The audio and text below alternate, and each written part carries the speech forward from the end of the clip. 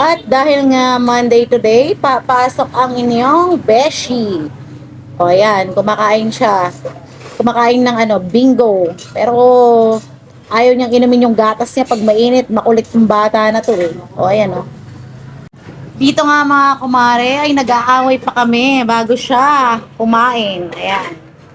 Sabi niya, Mama, gusto ko ng gatas na malamig. Eto guys, ang hirap pag nagsasabay kami ni Regan kasi from preparing his things, tapos, yun, narinig di ba? Ayan pinaprepare ko yung niya, tapos, hindi pa niya nainom yung gatas niya. Pinapaliguan ko siya, maliligo pa rin ako. Ay nako, ito yung Monday namin mga kumare. Na si Regan, papasok na sa school. Psst. Pasok sa school? Apo. Pasok kami. Siya sa school, ako naman sa trabaho. Ayan Papa mo magbabantay sa'yo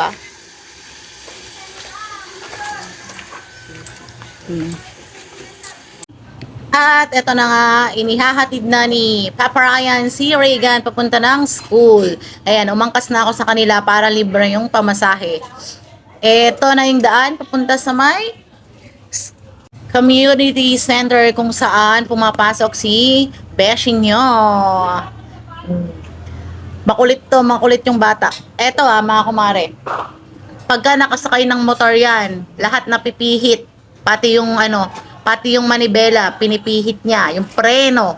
At ayan na nga, malapit na tayo sa pupuntahan namin. And now, ayan, nakasakay na ako ng tricycle papunta ng Paradahan. Yan. Pupunta na ako ng Santiago. Makakwento ko lang mga kumare na ang inyo pong lingkod ay nagbibigay ng serbisyo sa mga nag-o-online appointment sa DFA. Yung mga hindi lang po basic, ay yung mga busy lang po ganyan. Nagre-render po tayo ng DFA appointment service, POS, e-registration, ganyan. At yung PEOS certificate, ako na po yung mag-e-exam para sa inyo. At sa mga mag-i-inquire, message lang po ako dito sa Sara Pintang, which is yung Facebook account natin.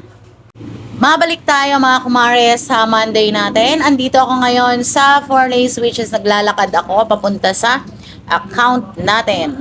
Kung makikita ninyo sa bungad, ayun na, I'm heading to Save More, Santiago.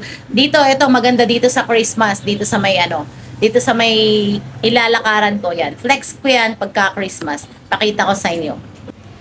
At samahan nyo nga akong kumain ngayon at ako'y nagugutom na talaga.